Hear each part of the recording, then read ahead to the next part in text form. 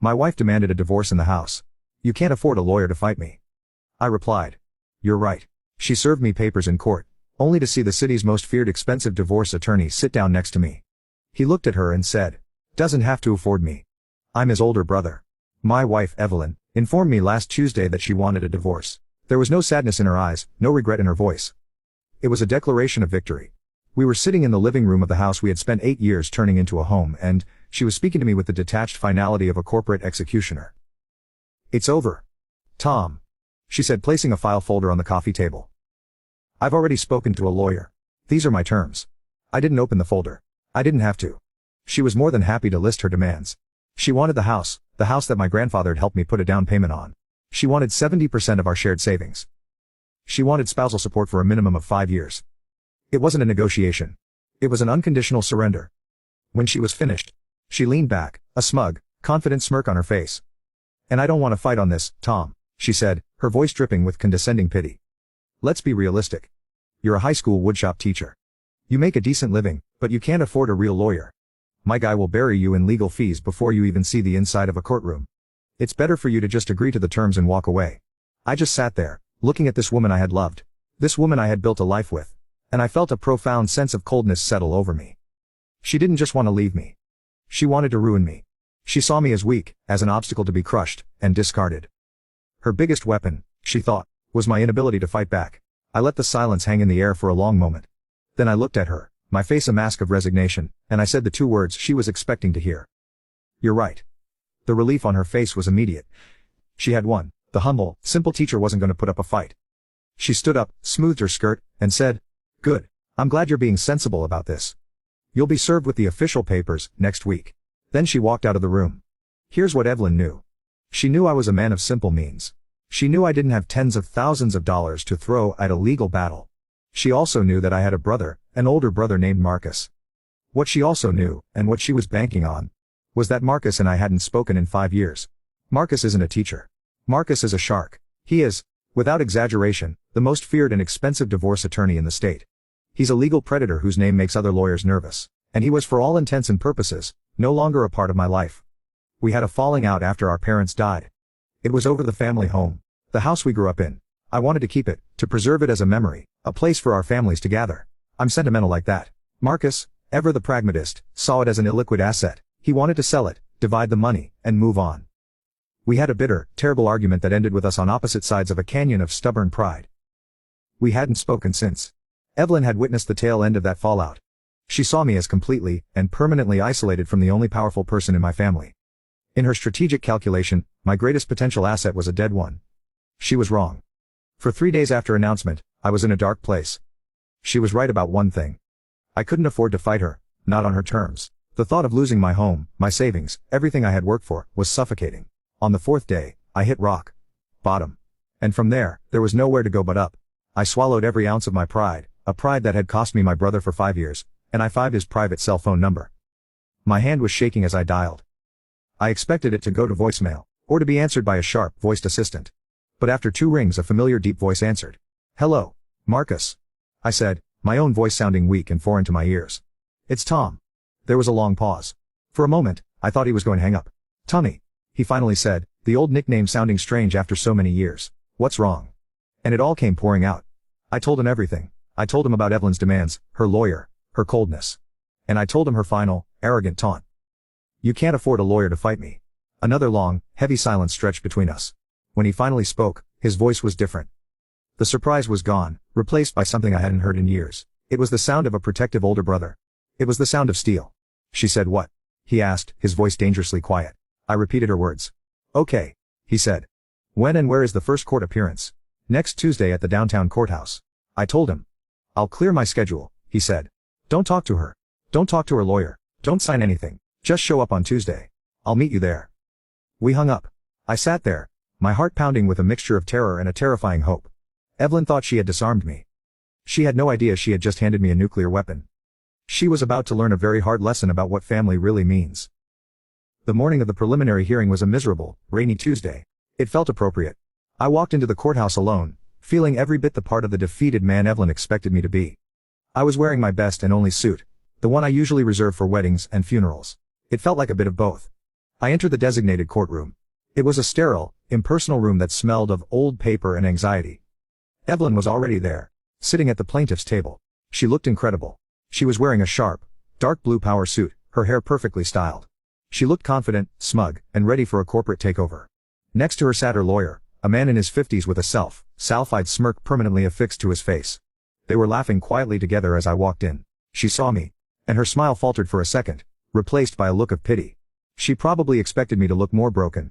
I just met her gaze, my expression blank, and walked over to the defendant's table. I sat down, placed my old briefcase on the table, and waited. Her lawyer stood up and sauntered over.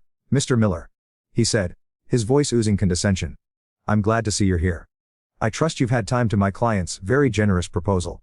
If you're prepared to sign today, we can make this quick and painless." "I'm waiting for my counsel," I said quietly. He actually chuckled. "Your counsel. Good luck with that. Let's not drag this out." He walked back to his table. The bailiff called the court to order. The judge, a stern-looking woman, entered and took her seat. She looked down at the docket. "Miller v. Miller," she announced. "Are both parties present and represented?" Evelyn's lawyer stood up. "Yes, Your Honor. Alan Davis representing the plaintiff, Mrs. Evelyn Miller." The judge looked at me. "And the defendant?" Before I could speak, the heavy doors at the back of the courtroom swung open with a resounding thud. Every head in the room turned. Walking down the aisle was my brother, Marcus Sterling. He wasn't just wearing a suit. He was wearing a suit of armor, tailored from what looked like spun midnight and pure intimidation. He moved with the predatory grace of a panther, his expensive leather briefcase swinging at his side. A wave of whispers rippled through him as other lawyers and court staff recognized him. His reputation preceded him. He didn't look at anyone else. His eyes were fixed on me. He walked directly to my table, put a hand on my shoulder, and squeezed it gently. Then he sat down beside me, placing his gleaming briefcase on the table with a solid, definitive click. The sound echoed in the silent room. I looked over at Evelyn. Her smug expression had been wiped clean from her face. It was replaced by a mask of utter, horrified disbelief. Her jaw was slack, her eyes were wide. She looked like she had just seen a ghost walk in and sit down at the opposing table. Her lawyer looked even worse. The color had drained from his face and his smirk was gone, replaced by a look of pure, unadulterated terror. He knew exactly who my brother was. Marcus leaned over to me, ignoring the rest of the room.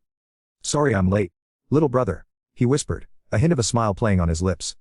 "Traffic was hell." Then he straightened up, his demeanor all business. He looked directly at the judge. "Marcus Sterling, Your Honor," he said, his voice a commanding baritone that filled the room. "Representing the defendant, Mr. Thomas Miller." The judge's eyebrows shot up. She knew the name. Everyone did. Then Marcus turned his gaze slowly, deliberately towards Evelyn.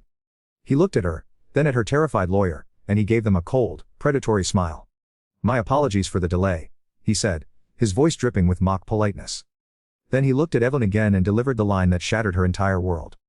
"He doesn't have to afford me. I'm his older brother." The game had just changed. Evelyn thought she was coming to a surrender. She had just walked into an ambush. Marcus opened his briefcase, pulled out a thick stack of files, and the demolition began. He immediately rejected all of her initial demands, declared them predatory and filed in bad faith, and announced our intention to file a counterpetition. He said we would be seeking a full forensic audit of all marital assets and expenditures for the last 3 years, and that we would be demanding Evelyn pay for all of Tom's legal fees. Evelyn's lawyer just stood there, stammering.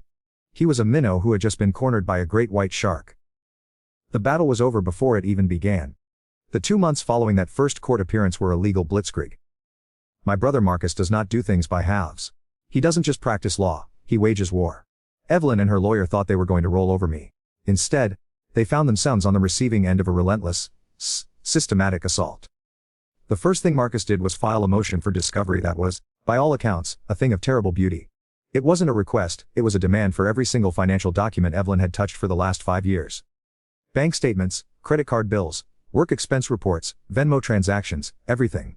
Her lawyer filed a motion to have it dismissed as overly broad and harassing. The judge, who was clearly intimidated by my brother's reputation, took one look at Marcus's justification and approved our motion in full. Evelyn was legally obligated to turn over everything. She thought she was clever, that she had hidden her tracks. She had no idea she was dealing with a man who employed a team of forensic accountants for fun. While Evelyn was drowning in paperwork, Marcus went after her personally. He scheduled a series of depositions, not just with her, but with her closest friends, her family, and even a few of her colleagues. His strategy was simple. Apply pressure from all sides until the truth was squeezed out. The breakthrough came during the deposition of Evelyn's best friend, a woman named Chloe. Chloe was fiercely loyal to Evelyn, But she was no match for my brother. He was polite, charming, and utterly ruthless. For 3 hours, he questioned her about Evelyn's spending habits, her work trips, her general happiness in our marriage. Then he asked the question that broke the case open. "Irepliedyou'reright," he said. "Can you tell me about Mr. David Kincaid?" I saw Chloe flinch. The name was unfamiliar to me. Marcus just waited. Chloe tried to play dumb, but Marcus produced a stack of credit card statements from a card I never knew Evelyn had. A card linked to our joint savings account, an account she had been siphoning money from for over a year. He pointed to a series of charges: a hotel in the wine country, jewelry from a high-end boutique, expensive dinners for two. Ms. Miller was on a work conference on these dates. Marcus said. But her employer has confirmed no such conference existed. You were not with her. So, I ask you again, who is David Kincaid? Chloe broke.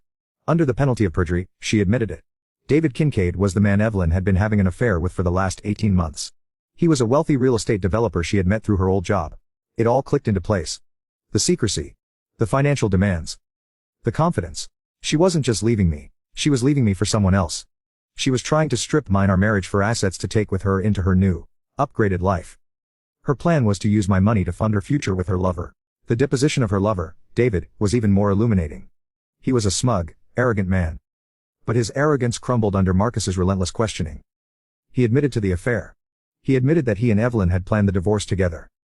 He even admitted that it was his idea for her to demand the house and spousal support, telling her that I would be too poor and too weak to fight back. They had underestimated me. They had underestimated my family. With these depositions, Evelyn's case was not just weakened. It was annihilated. She had committed perjury in her initial filings by claiming she was a faithful wife. She had hidden assets and marital funds. She was a liar and a fraud. Her lawyer called Marcus, begging to settle. He said Evelyn was willing to drop all her demands and just walk away. Marcus's reply was cold. "No," he said. "Walking away is a privilege she has not earned. We are not settling. We are going to court, and we are going to burn her to the ground.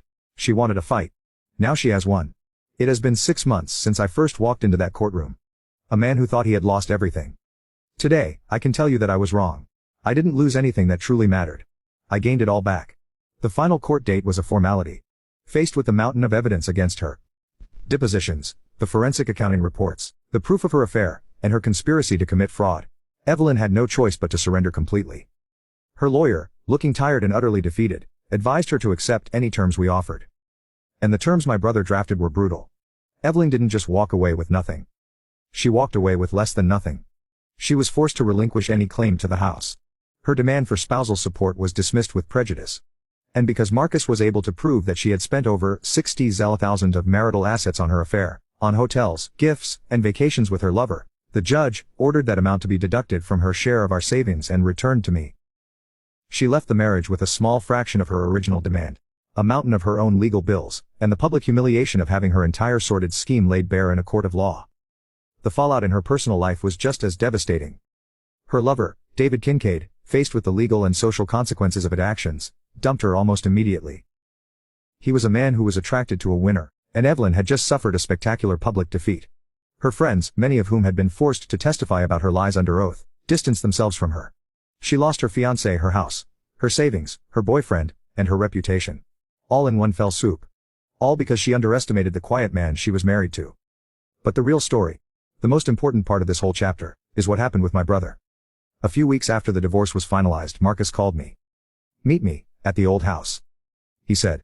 I drove out to our parents' home, the house that had been the source of our 5-year feud. I found him on the porch, just sitting on the steps. We didn't talk about the case. We didn't talk about Evelyn. We talked about our dad's terrible fishing trips, our mom's amazing apple pie. We talked about being kids. Finally, after a long silence, he looked at me. "I was wrong, Tommy," he said. "I was so focused on the money, on the asset, that I forgot what this place was. It's our home. I was wrong too," I admitted. "I was so stuck in the past.